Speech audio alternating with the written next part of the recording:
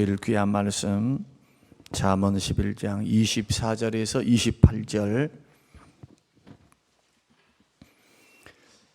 우리 같이 합동하겠습니다. 흩어 구제하여도 더욱 부하게 되는 일이 있나니 과도히 아껴도 가난하게 될 뿐이니라. 구제를 좋아하는 자는 풍족하여질 것이요 남을 윤택하게 하는 자는 자기도 윤택하여 지리라. 곡식을 내놓지 아니하는 자는 백성에게 저주를 받을 것이나 파는 자는 그의 머리에 복이 임하리라. 선을 간절히 구하는 자는 은총을 얻으려니와 악을 더듬어 찾는 자에게는 악이 임하리라. 자기의 재물을 의지하는 자는 패망하려니와 의인은 푸른 잎사귀 같아서 번성하리라. 아멘. 우리 앞뒤 자고 계신 분들에게 우리 인사하겠습니다. 잘 오셨습니다. 평안하셨습니까? 은혜 받았습니다. 또 이렇게 한번 인사하십시다. 주는 자가 복이 있습니다. 주는 자가 되십시오. 할렐루야. 오늘 성가대도 참 은혜롭게 찬양하셨고 또 영상도 성우가 마음에 드네요. 진짜로. 야, 지금까지 우리 성도님들이 계속 이렇게 성우같이 이렇게 대사를 했는데 오늘 이영석 집사님의 대사가 완전히 성우 같았어요. 영상 준비해 주신 우리 방송대원들, 방송부에 감사드리고요. 또 참여해 주신 우리 성도님들께 감사드리고 또 성가대에 감사드리고요. 오늘 제가 목양실에서 뵀습니다마는 딱 안수 집사님 포스에 제가 눌렸어요. 목사가 웬만하면 절대로 그 포스에 기가 눌리지 않는데 딱 뵙는 순간 급이 다른 거예요. 지금 제가 듣기로 이렇게 오케스트라 내지는 앙상블 이렇게 모집을 해서 아마 문화사역 이렇게 하시는 귀한 사역들을 이렇게 두 부부 집사님 권사님 부부께서 하시는데 지금 뭐 굉장히 우리 교회도 비전이 있지 않습니까? 앞으로 공원 옆으로 이동하게 되면은 뭐 가을 음악회, 봄 음악회, 전도대회를 앞두고 우리가 지역을 문화로 섬길 수 있는 기회들이 있거든요. 그때 또 좋은 관계를 맺어서 하나님께서 또 사용하신다면 지역을 섬기고 예수 생명 증거하는 문화사역에 굉장한 출발점이 되지 않겠나 그렇게 생각합니다. 수고해 주시고 또 애써 주신 우리 모든 분들에게 감사와 또 이 모든 영광을 하나님께 영광 올려드리기를 원합니다. 감사로 올해 영광의 박수 드리겠습니다. 감사합니다. 우리 어렸을 때 주일학교를 다니는 분들은 이런 찬양 아마 들으신 적이 있을 줄로 압니다. 사랑은 참으로 버리는 것, 버리는 것, 버리는 것. 사랑은 참으로 버리는 것, 더 가지지 않는 것.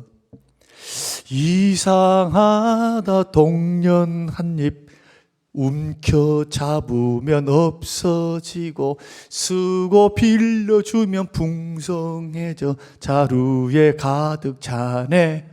오우. 예. 기독교 신앙에서 사랑의 섬김은요 자꾸 주는 겁니다. 여러분 세상적인 관점으로 보면 나에게 2개가 있는데 1개를 나눠주면은 나는 하나밖에 없어요. 자, 나에게 10개가 있는데 5개를 주면은 나는 5개밖에 없어요. 그러나 하나님의 계산법은 다릅니다. 오늘 본문의 말씀 보면은 하나님의 계산법은 흩어서 구제를 한다 할지라도 부해질 줄로 믿습니다. 왜 그럴까요? 왜 그래요? 하나님께서 살아계시기 때문에 그래요. 계산하시는 하나님이 계시기 때문에 하나님께서 구제하는 사랑으로 섬기고 물질을 흘려보내는 그 중심 보시고 그 믿음을 보시고 실천하는 믿음이죠. 역사하는 믿음을 보시고 하나님께서 뭘 부어주시느냐? 물질을 부어주셔서 부자가 되게 하십니다. 그래서요, 기독교 신앙은 세상의 방식과 하나님의 계산법은 전혀 다르다. 세상의 방식은 얻어야 되니까 어떻게 해서든지 열심히 돈을 벌어서 차곡차곡 쌓아놓으면 그것이 부자라고 그렇게 말하지만, 천지 만물을 창조하시고 우리 생명을 구원하시는 우리 하나님께서는 우리에게 말씀하시기를, 야야, 세상에는 가난한 이웃들이 너무 많다. 가난한 형제들에게, 가난한 이웃들에게 손을 벌려서 그들에게 구제하는 것은 나에게 빌려주는 거야. 하나님께 구워주는 거래요. 하나님께서 빚지고는 못 사시는 분이신데 아주 쉽게 말씀하셨어요. 어떻게? 우리가 알아듣기 쉽도록 하나님께서요, 빚쟁이가 되시는 겁니다. 채무자가 되는 겁니다. 그러니까 자꾸 즐겨 우리가 옆에 있는 사람들에게 물질을 흘려보내고 힘들고 어려운 사람들을 사랑으로 섬기면은, 하나님은 그것을 무엇으로 인식하느냐 하면은, 너는 나에게 채권자고 나는 너에게 채무자다. 나 너에게 빚졌구나. 이게 잠언의 말씀이에요. 그러니까 예수 믿는 사람은 복 받는 방법이 좀 달라야죠. 세상 사람들은 수단 방법은 아니겠지만 최선을 다해서 자기 힘으로, 돈을 의지함으로 자기 힘으로 자기 능력껏 버는 것, 그래서 어떻게 해서든지 벌어서 그것을 유지해야 되고 더 덧붙여야 되고 더 벌기 위해서 애쓰고 노력하는 것에 관심을 갖는다면, 하나님의 계산법은 야, 그런다고 해가지고 부자가 다 되는 것 아니야. 끝을 볼래? 과정을 볼래? 하나님은 끝과 과정을 보라고 말씀하십니다. 그래서 오늘 본문의 말씀도 그렇게 말합니다. 과도히 아껴도 가난하게 될 뿐이요. 놀랍지 않습니까? 과도히 아껴서 정말 살림의 보탬이 되고 통장에 돈이 쌓여져 가는 재미를 느끼고 사는 사람들, 그런데 부자가 될 거야, 앞으로 미래에 보장이 될 거야, 이 돈이 나를 지켜줄 거야, 이런 믿음을 가지고 확신을 가지고 돈을 의지합니다. 그런데 놀랍게도 28절 말씀 보면은 자기의 재물을 의지하는 자는 패망한대요. 자, 자기 재물을 의지하는 사람의 특징이 뭡니까? 과도히 아끼면서 자기를 위해서 풍족하고 자기를 위해서 쌓아둔 사람입니다. 쓸 때도 자기만을 위해서 쓰는 사람, 하나님께 부여치 않고 자기에게 부여한 사람. 누가복음 12장에 있는 어리석은 부자의 비유를 통해서 예수님이 말씀하신 그 비유, 하나님께도 좀 부여해야 돼요. 하나님께도 어려운 이웃들을 돕는 거, 마태복음 25장의 말씀 보니까 가난한 사람, 헐벗은 사람, 감옥에 있는 사람, 힘든 사람, 물질로, 경제적으로, 마음으로 어려워 있는 이웃들에게 손을 벌려서 위로하고 물질을 공급해 주는 것은 곧 누구에게 하는 것이냐? 나에게 대하여 하는 것이다. 내가 누굽니까? 예수님이세요. 우리 주님이세요. 백보자 심판대 앞에서 오른쪽에 양과 왼쪽에 염소를 딱 나누실 때 주님 그렇게 말씀합니다. 그때는 믿음은 거론하지 않으셨어요. 뭐라고 말씀하시느냐? 내가 배고팠을 때 너희들이 먹을 것을 주었다. 목말랐을 때 마실 물을 주었다. 감옥에 있을 때 너희들이 찾아와 주었다. 헐벗었을 때 옷을 주었다. 뭔가요? 가난한 사람에게 했던 거, 이것이 예수님께 하는 거. 가난한 이웃에게 하지 않는 거, 이건 예수님께 하지 않는 거. 그래서 예수 믿고 구원받은 하나님의 사람들은 세상의 계산법을 따라서 돈 벌어서 행복하게 부자 되려고 하는 것은, 거기에만 머물러 있으면은 그것은 어리석은 인생이 됩니다. 왜냐하면 28절, 자기의 재물을 의지하면서 그 재물이 미래를 보장하고 그 재물이 나의 생명을 보장하며 나의 행복을 보장할 것이다 라고 착각하고 사는 인생들에게 재물만 갖고는 안 돼야. 누가복음 12장, 오늘 밤 너의 영혼을 도로 데려간다면 너가 쌓아놨던 모든 재물, 그 모든 업적, 너에게 있는 모든 것이 네 것이 되겠는가? 살아계신 하나님과 창조자를 기억하라는 거예요. 그래서 하나님은 생사화복을 주관하시는 분이십니다. 주실 수 있고 거두실 수도 있는 분이에요. 정말로 여러분 그렇게 믿으셔야 돼요. 그러나 예수 믿지 않는 사람들은 이 말이 멍멍이 소리도 들리는 거예요. 지금 제가 열심히 설명드렸던 이 말은 아이고 뭘 그래, 아껴야지, 모아야지, 하나를 줘버리면 하나는 없어지는 거지, 어떻게 그것이 더 차고 넘치는 것이 될 수 있어? 그런데 놀랍게도 주의 약속은 분명하십니다.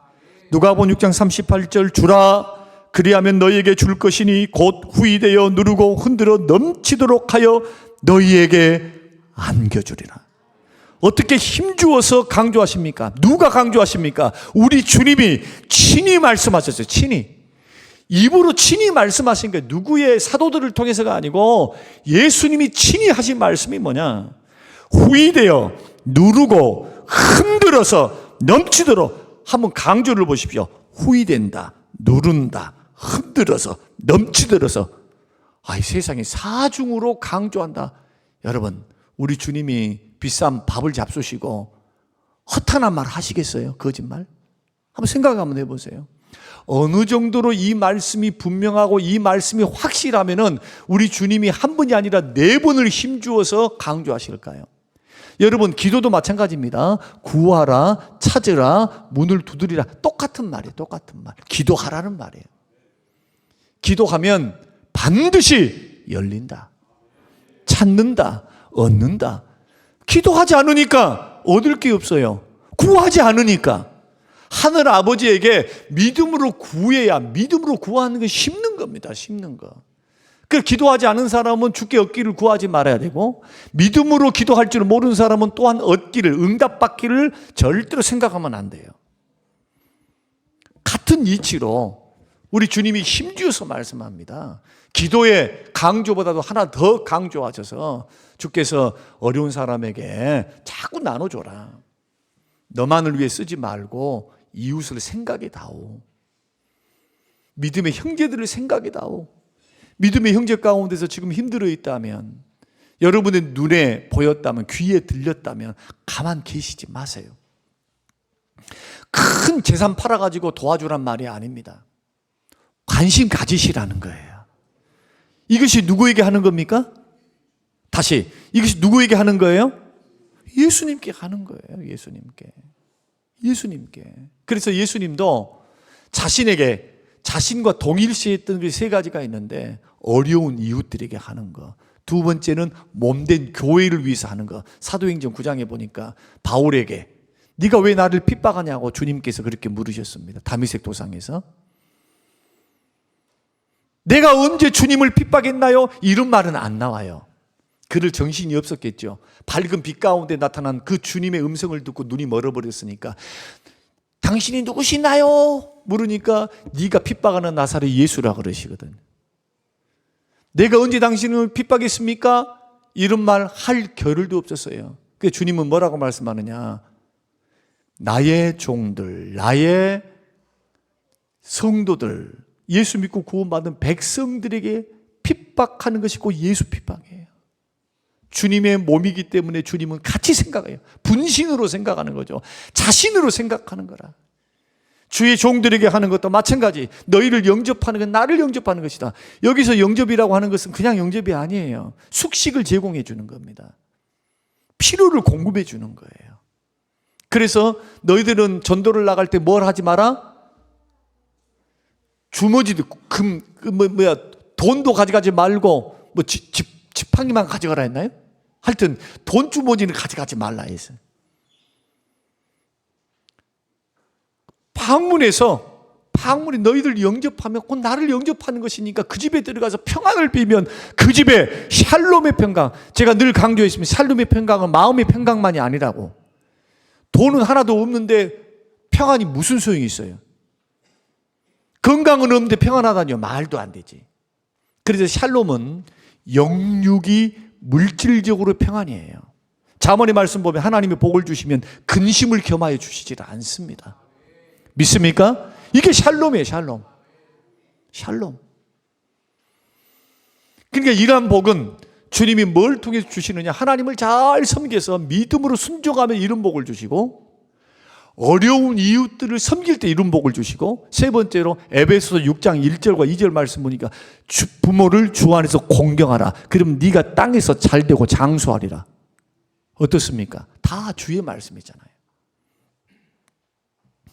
사도행전 20장 35절 말씀 보면은 사도 바울이 에베소 사역을 다 마치고 그 마음에 어떤 갈망이 있었냐 하면은 예루살렘에 가서 복음을 증거하고 싶은 마음이 있었어요.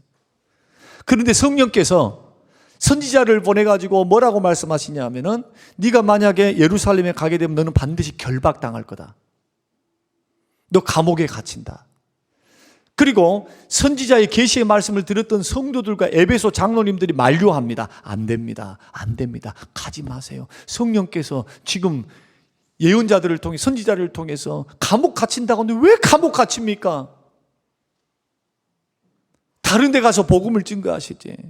그러니까 사도 바울이 위대한 고백을 합니다. 나의 달려갈 길을 달려가는데 있어서 복음을 증거함에 있어서는 내 목숨을 귀한 것으로 여기지 않는다. 목숨보다도 사명을 더 귀하게 여기면서 달려가고 있는 그의 모습. 그리고 마지막 밀레도라고 하는 항구에서 에베소 장로님들이 찾아온 거예요. 사도 바울이 이제 배를 타면은 예루살렘에 들어가서 잡히게 되거든요. 그런데 역사적으로 보니까, 성경에 보니까 예루살렘에 도착하자마자 붙잡히게 됩니다. 그리고는 2년 동안 가이사라 항구의 그 감옥에 2년 동안 갇히는 옥살이를 하게 돼요. 그런데 마지막 배를 타고 가려고 하는 장면이 사도행전 20장의 말씀입니다. 그때 서로가 막 부둥켜하면서 서로 울어요. 헤어지려고 하면서. 사도 바울은 장로님들에게 양들에게 관심을 갖고 소떼와 양떼에 관심을 갖고 저 양들을 잘 지켜달라 누구에게? 장로님들에게 부탁을 해요. 사도 바울이 지금까지 세워놨던 교회 가운데 에베소 교회가 잘 성장하고 있었으니까 이 교회 성도들을 장로님들이요, 먼저 믿은 장로들이요, 양들을 귀히 여기고 복음 안에서 믿음 안에서 다 붙잡고 세워가십시오. 그리고 마지막으로 했던 말씀이 오늘 사도행전 20장 35절 말씀입니다. 자, 35절 다 같이 읽습니다. 시작. 범사에 여러분에게 모본을 보여준 바와 같이 수고하여 약한 사람들을 돕고 또 주 예수께서 친히 말씀하신 바 주는 것이 어쩐다고요? 따라서 주는 것이 받는 것보다 복이 있다 하심을 기억하여야 할지니라. 그렇게 권면을 하는 거예요. 권면을. 명령이 아니라 기억하라는 거예요. 주의 음성을.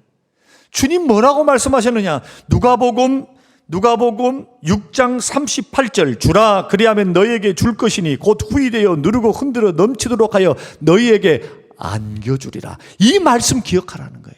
이 말씀 뭐 하라는 겁니까? 너 혼자만 잘 먹고 잘 살지 말고 너에게 주신 하나님의 특권, 너에게 주신 하나님의 물질, 이것을 가지고 물질을 흘려보내라는 거예요. 흘려보내라. 이러기 위해서는 두 가지가 필요하는데, 첫째는 뭐냐? 채워주시는 하나님을 믿으셔야 됩니다. 생사화복을 주관하신 하나님 살아계심을 반드시 믿어야 돼요. 반드시. 그리고 제가 묵상 가운데 여러분보다 잘 산 사람들을 가지고 비교하면은 절대로 줄 수가 없어요. 여러분들보다 더 잘 산 사람, 나는 K5 타고 있는데 저 친구는 볼보를 타고 있어. 부러워하면서 비교하면서 있는데 나눠줄 수 있겠어요? 언제나 나보다 못 산 사람, 미안합니다만 나보다 조금 힘들어 계신 분들에게 비교 대상이 되어서 얼마나 감사한가, 얼마나 하나님 나에게 주신 것이 많은가, 저분에 비해서 나는 이것도 가지고 있고 저것도 가지고 있고 하나님이 이런 은혜를 베풀었도다. 고린도 후서 9장에 보면요, 마게도냐 교회, 유럽 교회가 나옵니다. 그 당시 사도 바울 당시 유럽 교회는 가난했어요. 기근이 많았고 전쟁이 많아서 가난했어요. 그런데 놀랍게도 헌금을 부자들보다 더 많이 해. 부자 교회보다도. 그래서 사도 바울이 뭐라고 말하냐면은 너희들은 구차한 중에, 구차가 뭡니까? 새끼 밥을 못 먹어요. 한 끼, 두 끼밖에 못 먹어. 옷이 남루해. 구차하니까, 돈이 없으니까. 여러분, 절대 빈곤 가운데 있는 사람들이 옷을 갖다, 이 새끼 굶는 사람이 문화생활을 하고 무슨 수영을 하고 무슨 마라톤을 하고 무슨 뭐 패션쇼에 가고 이런 거 할 수 있겠어요? 밥도 새끼 밥 먹고 살지를 못하는데? 그럴 수 없어요.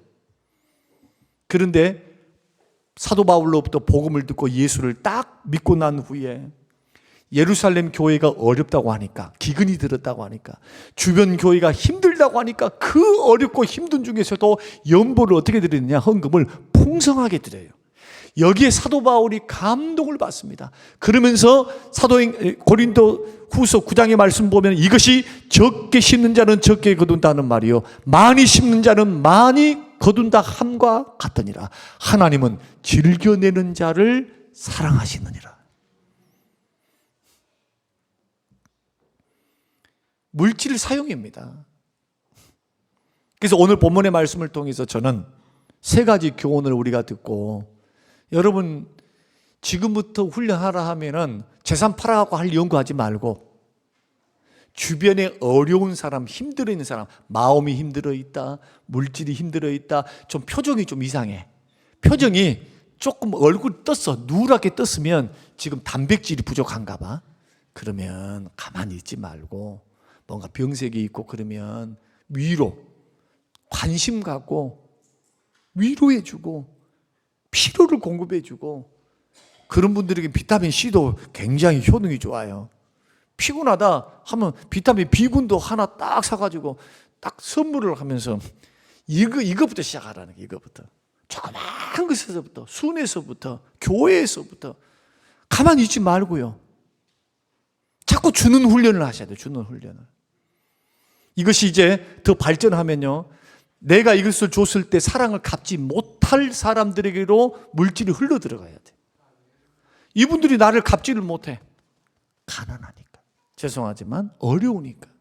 이것이 물질적인 것뿐만 아니라 정서적인 것도 그래요. 지금 한국은요, 절대 빈곤이 별로 없어요. 국가에서 다 쌀도 100원을 해줘 버려요. 다 해줘. 그러니까 지금은 한국적인 상황에서는요, 마음의 질병, 돈이 많아지면요, 잘 먹고 잘 사니까 사람이 정신병이 많아. 어떤 정신병? 아니, 열심히 일을 하면은 이것저것 그런 정신이 어디 있어요? 지금 새끼 밥 먹지 못하니까 얼마나 살라고 몸부림치고 있는데 무슨. 여러분, 지금 한국에 근 30년, 40년 전하고 지금하고 생각할 때 부자가 되면 더 행복해지고 부자가 되면 더 이래야 되는데 더 자살률이 더 높아요.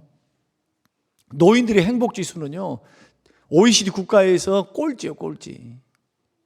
준비도 안 돼 있고 자살도 많이 하고 뭔가 풍요로운 것 같고 과거보다는 더 잘 산 것 같은데 마음은 너무나 가난해져 있습니다. 이때 여러분, 예수 그리스도의 복음을 증거하고 참 평화가 참 기쁨을 주시고 먼저 그 나라와 그 일을 구하며 이 모든 것을 더해 주시는 주님을 소개하면서 따뜻한 관심을 가지고 그들을 위로하고 마음을 만져주고 보듬어 줄 수 있다면 얼마나 큰 섬김이 될 수 있겠습니까? 물질로 섬기는 것만큼 귀한 섬김이나 저는 그렇게 생각합니다. 그래서 오늘 특히 물질 드림에 있어서, 섬김에 있어서 오늘 하나님이 주시는 말씀을 좀 기억해 보자는 거예요. 첫 번째 교훈은 뭐냐? 즐겨 구제하여도 오히려 더욱 부하게 된다. 24절, 흩어 구제하여도. 흩어 구제가 뭡니까? 흩어져서 막 구제하는 거예요. 흩어져서 나눠주기를 좋아하는 거예요. 근데 이상합니다. 더욱 부하게 되는 일이 있다고 하나님은 말씀하십니다. 이것은 세상적인 계산 방법은 안 돼요. 그러나 하나님 계산 방법으로 가능한 줄로 믿으시기를 바랍니다.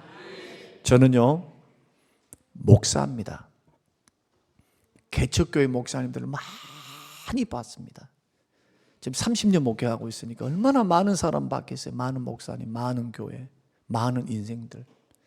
여러분 개척교회 목사님들이라고 얕잡아 보면 안 돼요. 없다고만 생각해서도 안 돼요. 물론 없는 분도 있어요. 그러나 개척교회 가운데서도요, 지원을 받고 살면서도 일정 부분을 구제하고 일정 부분을 선교하는 이것은 절대로 멈추지 않아요. 아무리 내가 먹을 것이 없어도요, 선교하고 구제하는 항목을 반드시 정해서 하나님 앞에 섬깁니다. 축복을 흘려보내요. 세상에 이 교회에서 우리가 보내준 곳에서 또 뛰어가지고 또 선교하고, 왜 그러시냐고. 그러지 마시고, 이거 다 써도 이거 얼마 안 되니까 목사님 꼭 생활비에 꼭 보태 쓰십시오. 근데 그분들이 그렇게 하신 분들이 있어요. 그런데 놀라운 것은요, 10년, 20년, 30년 지나면 그 교회 목회는 활짝 피지 않을 수도 있고 활짝 필 수도 있어요. 하나님 은혜로. 그런데 분명한 건 사실 하나가 있어요. 그게 뭐냐? 하나님께서 자식들을, 후대를 강성하게 일으키세요. 개척교회 목사님들, 여러분, 우리 시찰 안에서도 그래요. 자식들이 잘 돼요. 큰 교회 목사님들보다 더 잘 돼. 우리 하나님의 계산을 믿으시길 바랍니다. 하나님 다 보고 계시고 계산하고 계세요. 자꾸 흘려보내야 돼. 자꾸 흩어 구제하여도 더욱 부자가 된대요. 저는 오늘 이 말씀이 신비, 마음의 비석에 새겨지시는 이 아침이 되시기를 바랍니다. 두 번째는 과도히 아껴도 가난하게 된대요. 26절. 과도히 아껴도 흩어 구제해서 더욱에 부하, 계속 과도히 아껴도 가난하게 될 뿐이니라. 악착같이 모읍니다. 하여튼 화장지 4칸 쓰면은 이제는 왜 4칸 써? 2칸만 써. 그것 아껴서 좋죠. 물자를 아껴가지고 국위선양도 하고 국가도 돕고, 이게 옛날 말이에요. 옛날 말. 즉 경제를 모르니까 그래요. 나라가, 자, 예를 하나 들어볼게요. 제가 경제학 학사입니다. 자, 나라가 돈이 없을 때, 잘 안 돌아갈 때, 돈도 없어 나라가. 그러면 수출도 안 되고 수출이 안 되면 내수시장으로 살아야 될 거 아니에요. 그래야 공장을 짓고, 그래야 직장이 생기고, 그래야 또 소비가 되는 거예요. 소비를 시켜야 돼. 소비를 자꾸 사야 돼. 지금 오늘날 부자들은요, 국가를 살리려면은 돈을 많이 쓰셔야 돼요. 제발 좀 자동차도 한 대만 사지 말고 10대 사세요.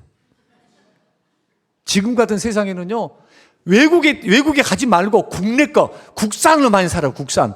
해외여행 말고 그냥 1년쯤 그냥 돌아다니면 돈을 막 뭉텅이로 써. 계속. 좀 부자 되신 분들은 좀 들으시기 바랍니다. 그런데 우리 교회는 아무도 없네. 참 그게 비극입니다만은. 국채를 발행해가지고요, 국가는 빚을 진다 할지라도 뭘 하느냐, 자꾸 세금을 감면해주고, 그 다음에 공적 부조를 해서 적당한 사람이 돈을 막 흘려줘야 돼요. 그리고 막 무슨 이벤트를 해가지고 뭐 어디를 가면은 50% 줄게, 감면해 줄게, 뭐 어디를 가면, 이렇게 해야만 뭐 합니까? 국가는요, 쪼들리는데 나눠줘. 그런데 놀랍게도 돌아오게 돼요. 자, 선순환 구조를 가질 수도 있다는 거예요, 이게. 경제학에서. 그런데 하나님은 그럴 필요도 없어요. 하나님은 없는 것이 없어요. 못 하실 것이 없어요. 하나님 손에는 부귀와 장수가 있어요. 하나님은 생수화복을 주관하십니다. 그런데 그 복은 어떤 자에게 흘러들어가느냐? 심는 자. 그러니까 교회 나와서 복만 받으려고 하는 사람들은 도둑. 제가 놈자를 붙이는데 뒤에 뭐는 붙일 수가 없어요. 그러니까 도둑놈이에요. 조금만 쉽게 말하면. 절대로 하나님을 만홀히 여겨서는 안 됩니다. 심고 거두는 법칙이 그대로 통용이 되는 거, 신앙에도. 그러나 하나를 심으면은 하나가 생긴 것이 아니에요. 어떻게 되느냐? 놀랍게도 우리 주님 뭐라고 말씀하세요? 풍성하게 안겨준대요. 안겨준다는 뜻이 뭡니까? 안겨준다는 게, 야야, 기쁨으로 내가 너에게 줄게, 그런 뜻이거든요. 네가 달라 주세요 하나님 주세요. 입을 넓게 열면 채워준다고 했잖아요. 어거지로 하나님 앞에 어거지로 따내가지고. 여러분 그러지 말고 하나님께서 감격하시고 그 사랑의 섭리과 믿음의 역사를 보시고 하나님께서 안겨줄 수 있도록 오냐 내 새끼 정말 네가 보니까 니는 됐어 이거 먹어라 하시면서 안겨줘요. 안김을 받으시길 주의 이름으로 축원합니다. 물질의 축복을 부어주시는 거예요. 근데 잠언에 주께서 주시는 복은 근심을 겸하여 주시지를 않아요. 그러니 얼마나 감사합니까? 이것이 두 번째. 그러니까 아낀다고 따라서 하십시다. 아낀다고 아낀 것이 아니더라. 예. 또 한 가지 더 말씀드릴게요. 이건 실제로 있었던 이야기니까. 신방을 갔더니 한 집사님께서 간증을 하십니다. 목사님 아시지 않습니까?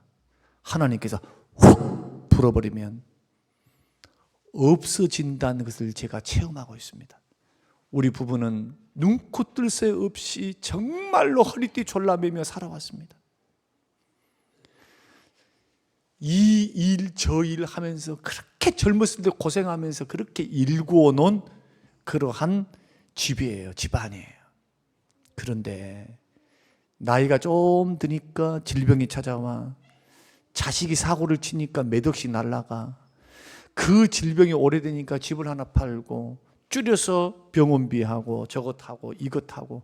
그래서 이분의 고백이 뭐냐면 이런 고백이에요. 얼마나 하나님께서 감당할 수 있는 시험만 나에게 주세요.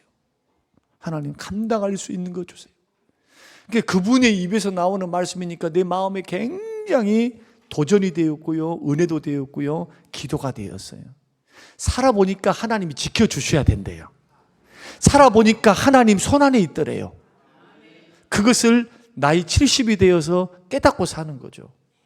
결국 예수 믿는 사람은요, 하나님 은혜로 삽니다. 믿습니까? 죽을 때까지 주님의 은혜로 살아요. 공급해 주시는 은혜로 사는 거예요. 그러려면 이제 손을 좀 벌릴 필요가 있어요. 과도하게 아낀데 드리기 위해서 아끼고 섬기기 위해서 아낀 것은 또 다르죠. 다른 거죠. 여기서 과도하게 아낀다는 뭐냐? 자기를 위해서. 자기를 위해서. 마지막은요, 28절을 한번 읽어보십시다. 자, 28절 읽고 이제 마치겠습니다. 자, 시작. 자기 재물을 의지하는 자는 패망하려니와 패망은 뒤에는 제가 안 읽으라 했었어요. 이 중요한 것은 조금 재물을 의지한 자는 패망한다, 넘어진다는 뜻입니다. 재물을 의지하는 사람은 어떤 사람일까? 악착같이 모아요. 악착같이 모아요. 부자 되려고, 미래를 보장받기 위해서, 뭔가 여유롭게 살기 위해서. 그러나 하나님에 대한 관심은 좀 약해. 하나님이냐 돈이냐 하면 언제나 돈 따라가요. 하나님이 나의 인생 보장 못 해줘. 왜? 안 보이는데. 현실은 돈이 당장 없으면 안 되는데. 그러니까 믿음의 눈을 열어서 주를 바라볼 줄 모르는 거예요. 든든한 보험을 들어놓을 줄 모르는 사람. 어떤 사람? 지금 있는 돈에 쩔쩔매면서 그 돈만을 의지해서 살아가는 사람. 그런데 그 마지막은 뭐라고 해요? 패망입니다. 그래서 예수님도 돈과 하나님을 겸하여 섬길 수 없다고 하는 것은 우리 신앙생활의 가장 큰 도전은 다른 거 아닙니다. 돈이에요. 우리 이것을 조금 생각해 보면서 오늘 이 말씀을 드리면 이제 긍정적으로 조금 이제 분위기를 조금 좀 여러분 이제 좀 기분 막 소망을 갖고 가야 되니까 오늘 이런 어려움이 있지만은 보십시오. 푸른 나무처럼 풍성한 놀라운 축복은 어디서 오느냐? 주님이 갖고 계시면서 구제하는 사람, 어려운 사람, 돕는 사람, 주께 드리는 사람, 선한 일에 힘쓰고 함께 섬기는 사람에게 흘러보낸다. 그러면 지금부터 제가 이제 볼 거예요. 밥을 사주는지 안 사주는지 맨날 밥만 먹으면 얻어먹어. 그래서 제가 일부 때도 말했습니다만 천국에 가면요 목사들이 제일 상급이 적을 거예요. 맨날 대접만 받아. 맨날 받아만 먹어. 그러니 주의 종이니까 이제 여러분의 복을 위해서 내가 받아 먹는 거예요. 여러분 복 받아고 받아 먹는 거예요. 그러지만 자기도 양심이 있어야 돼. 목사들도요. 자꾸 주신 것에서 일부분은 자꾸 흘려보내야 돼요. 드리고 섬기고 베풀고. 그래서 제 개척할 때에 슬로건이 뭐였냐면 주여 주는 목회 하게 해주십시오. 주여 주는 목회자 되고 싶어요. 주는 교회 되고 싶어요. 나는 받는 것보다, 나는 받는 게, 죄송합니다, 누구에게 뭘 이렇게 하는 게 난 천성에 안 맞아. 잘 주시는 거 감사하게 잘 받습니다만 지금은 훈련돼 갖고 잘 받아요. 근데 뭐 좀 달라, 뭐가 좀 있다, 목사님이 장로님한테 조금 갖고 뭐가 좀 필요한데 뭐 이제 그 말은 사달란 거예요. 그 말은, 그 말을 꺼내는 것은 뭐 하려고 그 목사님 장로님한테 가고 그 말을 해요. 은근히 부담감을 주는 거죠.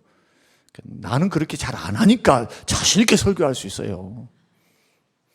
왜 그렇게 해요? 그럴 필요가 없어요. 오늘 저와 여러분의 믿음의 길을 걸어갈 때 우리 한번 살펴보십시다. 나는 정말로 주는 자인가? 또 하나 또 생각이 더 났네. 또 이것도 말씀을 드리려 합니다. 있어야 주지. 있어야 주죠.